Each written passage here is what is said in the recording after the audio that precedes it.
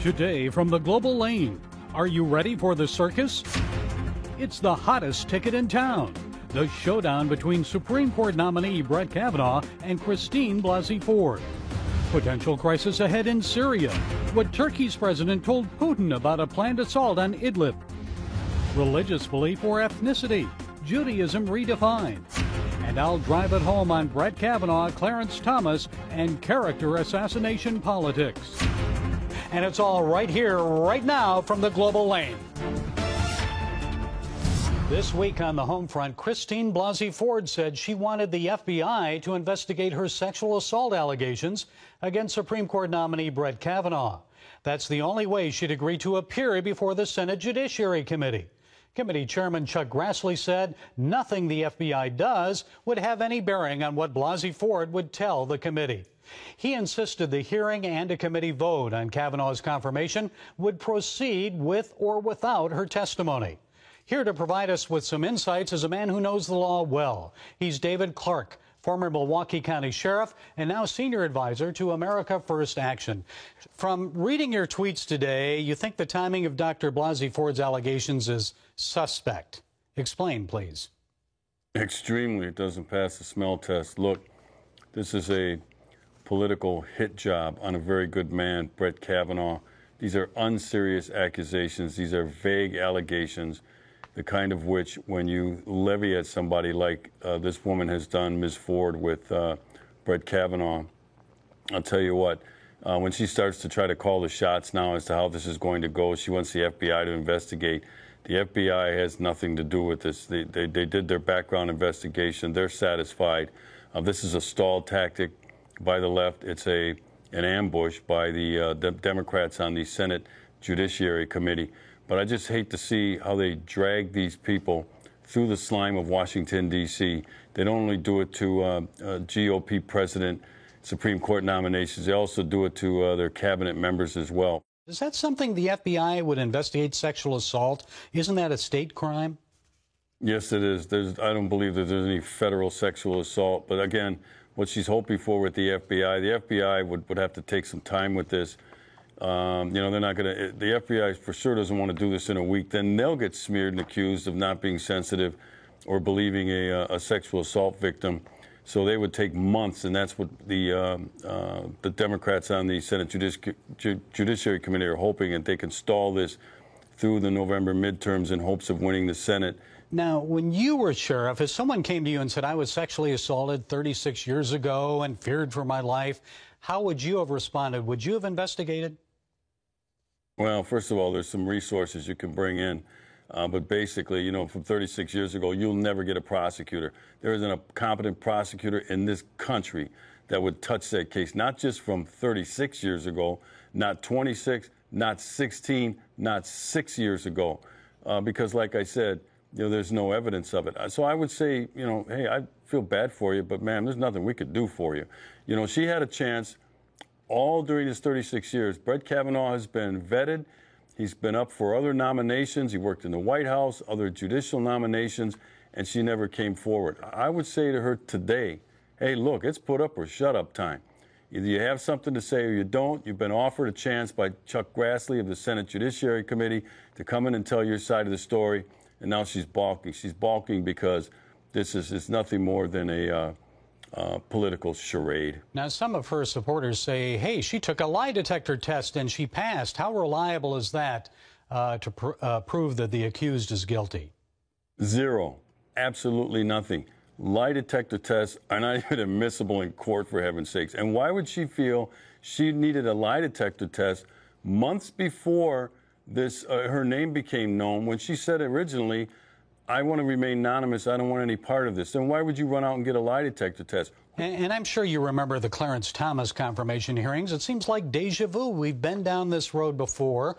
How is this one different in this era of Me Too? The difference is the Me Too movement has been weaponized, and just the mere accusation, just the mere claim of these things is devastating. And I'm not suggesting that this stuff doesn't happen. It does. But I'll tell you what, in this case here, no, I'm on the side of Brett Kavanaugh, that he didn't do this. It's not within his character. What happened to Clarence Thomas was a shame. It was disgusting. It was a dark period of history, a dark period of time for Supreme Court nominees. And so there's a lot of parallels here. This is the MO, the modus operandi, politically, the political strategy of the left. When you can't get a guy on something else, smear him with some sexual impropriety, because that's a very tough thing to disprove.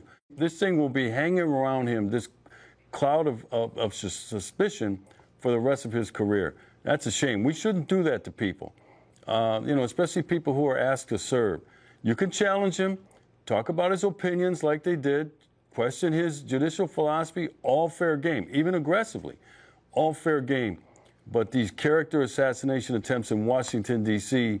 have become commonplace, and it's preventing good people from stepping up who are asked to serve. They look and they go, hey, look, I got a family I got to think about. I don't need to be dragged through this. I mean, Brett Kavanaugh's a husband. He's a father. He has daughters, for heaven's sakes. What must they be thinking about the process? Well, I don't care what their political persuasion is, but when good people are dragged through the muck of this swamp, I'm not going to stand by and just watch it. And you're a Democrat, are you not? Well, I ran as a Democrat. I don't really belong to a political party. I'm a conservative, but look, politics aside, right is right, wrong is wrong. This is wrong. Okay, Sheriff David Clark, we appreciate you. Thanks for being with us today. My pleasure. Angels were created to serve God. These magnificent beings have awesome power beyond our comprehension. CBN presents Angels, Their Power, Purpose, and Presence. In Pat's latest DVD, you'll get the biblical insight into these mysterious spiritual creatures and discover the important role they play in God's kingdom and in your life. We're also going to meet real people who have come face to face with these divine creatures and have experienced what can only be described as miraculous, life-changing encounters. As he started pulling me through, it was just a burst of white light. My thought is the angels were there to hold me together. I knew that this was something that was happening, and it was supernatural. Angels, their power, purpose, and presence. Call now or go to CBN.com to get your copy of Angels. Hello, I'm Terry Newsom. Did you know there are more than 148 million orphans in the world today? 148 million. But it was 3 little girls that taught me about the plight of orphans. My husband and I spent nearly a month immersed in the daily activities of a Ukrainian orphanage as we waited to adopt 3 sisters. I saw firsthand the utter loneliness, the pain of rejection, and the overwhelming desire to be loved. That experience changed me forever. And out of it grew a ministry from my heart called Orphans Promise. Today, we're helping orphans and vulnerable children in more than 50 countries worldwide. Thousands of children are now in safe homes. They're being educated, and they're learning life skills. I'm asking you to join with me and become family to these children. Will you call the number on your screen right now? Because every child deserves a chance to be happy. Turkey President Erdogan has completed a meeting with Russia's Vladimir Putin to discuss developments in Syria. He shared concerns with the Russians and warned Europe of a new humanitarian tragedy, tens of thousands of new refugees if Russia and Syria move forward with an assault on the city of Idlib. Joining us is senior counselor at the Foundation for the Defense of Democracies, John Hanna. Mr. Hanna has worked at the highest levels of U.S. foreign policy in both the Clinton and George W. Bush administrations. John, thanks for being here today. So it's the last major stronghold for the rebels. Wouldn't a final assault on Idlib bring an end to the war? What's the concern? Well, the big concern, as you said, Gary, is this threat of a massive humanitarian tragedy. This would make even the rest of the horrors that we've seen in Syria pale in comparison. You're talking about 3 million people in a very small space that could be driven straight across the Turkish border. Turkey's already got in excess of 3 million refugees that it's accepted from Syria, as you noted, the potential outflow then into Europe, the amount of instability that would cause This is a disaster waiting to happen, and the only thing standing in the way of that right now are Turkish forces on the ground in Idlib, and American and Western warnings to Vladimir Putin and the Russians that they shouldn't push this too far. Do you think the Russians get it? Does Putin understand? Will he back off? I think we have to say that over the last week, I think that what President Trump has managed to do in his warnings, including his tweets about the potential disaster in Idlib, is he's put a pause in Putin's step. It looked like an offensive was imminent in Idlib. And yet over the course of the last week, all the reports we're getting is at least there's been a temporary stand down of any offensive. I think Putin, first and foremost, is very, very worried about a possible American military action if an offensive goes forward. And he's worried, of course, in the aftermath that he doesn't want to be the person caught holding the bill for any kind of reconstruction effort in Syria. His whole plan and strategy, he's going to break Syria, but make the Europeans and the United States pay for rebuilding Syria. If he goes forward in Idlib now, I think that is forever off the table. You know, I think many Americans are just trying to understand U.S. policy right now. Is it for Assad to stay? Is it for him to go? What is our policy? Well, I think there is an unspoken decision now that for the time being, we won't manage to get rid of Assad, that the Russians and Assad and Iranians have, in fact, won that battle. The real game now is what is going to be the future of Iran's military posture inside of Syria. Are they going to be allowed to entrench themselves militarily right on Israel's northern border on the Golan Heights? Or is the United States and Israel and the rest of the West going to insist that the price of allowing this Russian Assad victory in the Syrian civil war, the price that we'll demand for any kind of political settlement is for the Iranians to be driven out of Syria entirely? How concerned are we right now about Assad's possible use of chemical weapons? And if he does use them, how certain could we be that it would be his regime that has deployed them instead of the rebels? Well, I think everything that United States senior officials have said in the recent days is that they are very worried. They obviously have picked up intelligence that the Assad regime, for the umpteenth time, is getting ready to use chemical weapons if it goes forward with an offensive in Idlib. I think the U.S. intelligence community at least says that it's very confident that if chemical weapons are used in this instance, it will be by the Assad regime. And in that case, I think it's almost certain the administration has signaled that that will be a red line, which will trigger a use of American military force that will be larger than anything we've seen previously in the Syria conflict. Now, if Assad stays, how could negotiations succeed? Because I know the rebels and those fighting the regime say they'll not end the war until he actually steps aside. Well, I think you're just going to have to paper over that there is going to be some kind of interim period in which a new government informed. Assad may still be the nominal head of that government, but it will probably have to include members of some kind of acceptable opposition, rebel opposition in that government that will eventually lead to some kind of election, new constitution, and decentralization in Syria, and perhaps at some point in time, Assad eventually stepping down. But I think even there are rebel leaders now that understand the immediate ouster of Assad as part of an immediate political settlement is probably not in the cards any longer. And finally, many of our viewers, as you know, are concerned about the plight of Syrian Christians. They've suffered terribly over the past 6.5 years. And what priority should they be given to receive religious or political asylum in the United States? Many are still wanting to come here.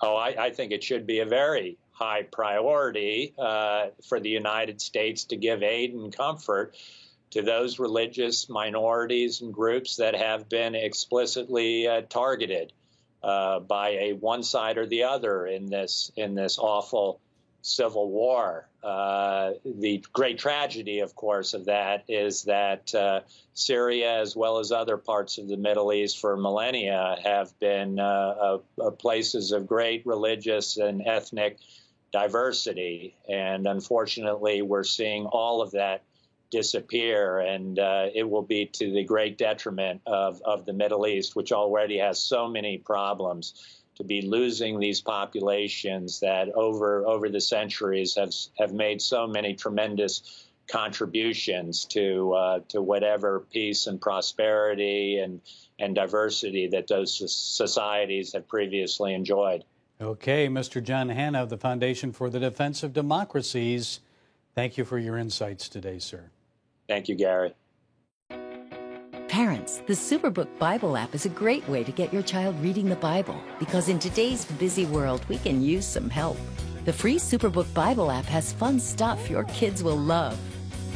They'll have a blast learning the Bible, playing great games, watching cool videos, discovering heroes in the Bible. They'll have fun while they learn God's Word. The Superbook Kids Bible app, available now. Life. It's meant to be lived fully. Jesus said it. I came to give you life. Life to the fullest. Life in your family. Life in your finances. Life in your body, mind, and spirit. Life in your everyday.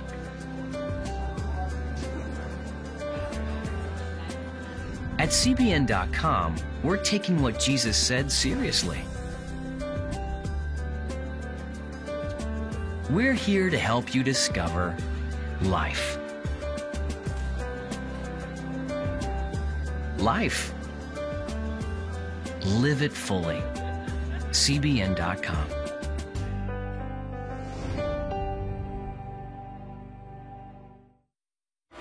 What's your emergency? We have a vehicle that is upside down and on fire. These people are trapped, and we need the jaws of life. My feet were on fire. The car was filling up with smoke. There was fire coming in through my left door. The steering wheel was stuck in my chest. I couldn't move. The seatbelt, I kept trying to release it, but it wouldn't release. And I just screamed, God, send your angels now. I saw a set of just white hands. It was just a burst of white light.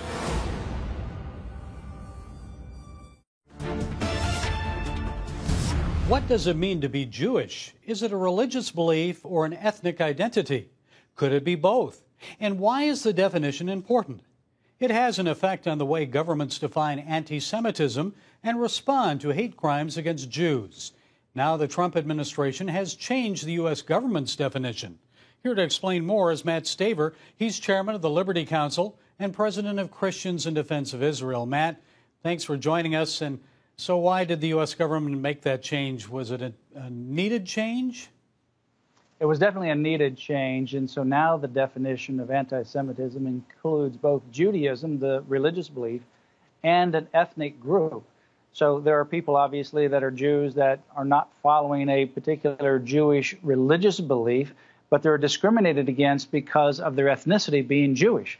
And if you don't have both of those components, then you're not going to ultimately combat anti-Semitism. So consequently, the State Department included in the definition both Judaism and ethnic origin, and now that will also impact all of the other agencies, including the Department of Education, which now will reopen a case at Rutgers University where individuals who were Jewish were discriminated against, and because of the previous definition under the Obama administration, that investigation was shut down. Well, explain what happened at Rutgers University and why was it shut down? Well, Rutgers University is like what happens at many other universities. In fact, some of the Jewish students at universities have signs posted on their dorms for Jews to be out, or they have swastikas posted there. They also have a call against the Jewish organizations or some of the Jewish groups. student organizations are discriminated against or banned. There's particular harassment that's directed towards individuals solely because they're Jewish in nature. There's a rise, frankly, and unfortunately, of anti-Semitism, not only in parts of the United States, but particularly on the college campuses. And that's why I think it's important to reopen the investigation at Rutgers and also to look at anti-Semitism in its comprehensive standpoint that includes both the religious faith of Judaism and the fact that you are ethnically Jewish. I think, frankly, most of the discrimination on college campuses is not so much because someone's practicing Judaism, they're Orthodox, or some other religious definition or practice, but because they're Jewish. Simply because they're Jewish as an ethnic origin, they're being targeted. The Palestinian organizations that are being supported by some of the organizations associated with the Muslim Brotherhood, they're bringing a lot of anti-Semitism on campus, and they're targeting the Jewish students on campus. Liberty Counsel, and certainly Liberty Counsel's affiliated ministry, Christians in Defense of Israel, and our other ministry, Covenant Journey, we spend a lot of time working with Jewish people and visiting Israel, and we understand what happens among these college campuses, unfortunately, with the targeted anti-Semitism. And so that needs to stop. I'm very pleased with the new approach by the Trump administration to put a stop to this anti-Semitism and this blatant discrimination against Jews. We see a lot of reports, Matt, from the American media about hate crimes against people of color, but not many stories about anti-Semitism and hate crimes against Jews. Why do you think that is? Well, I think the reason why we don't see stories about the hate crimes against Jews is because at the federal level, the government definition was not broad enough and, frankly, not consistent with reality.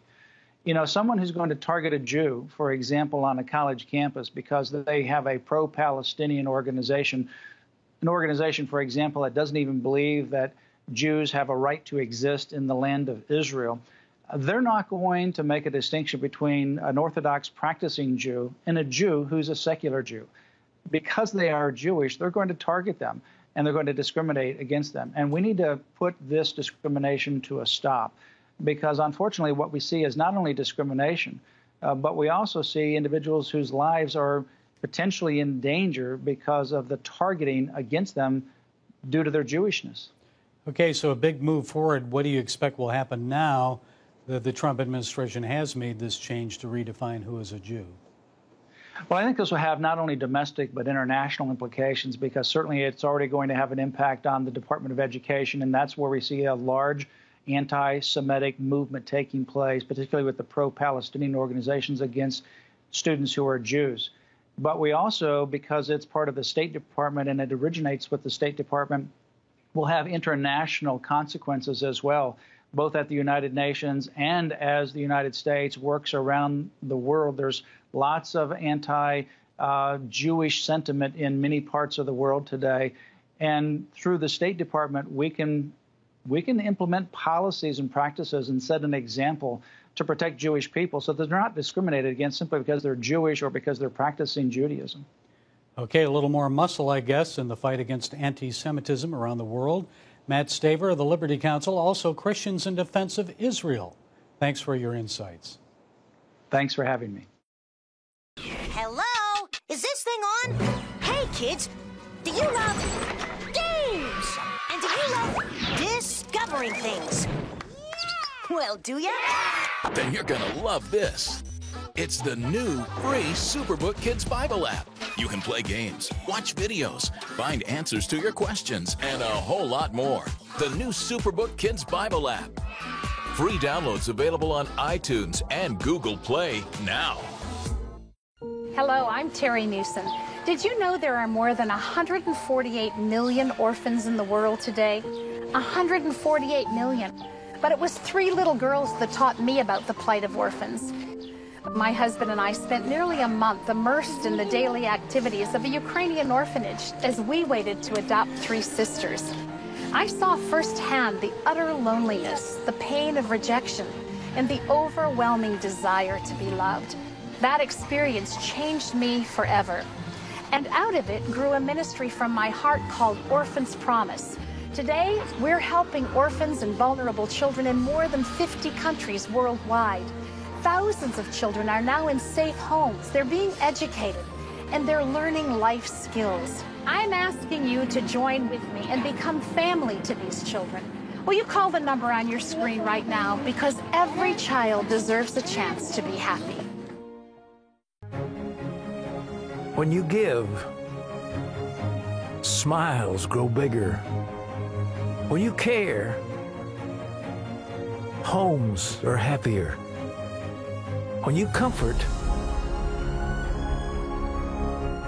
the hurt goes away. When we all come together to love, miracles happen.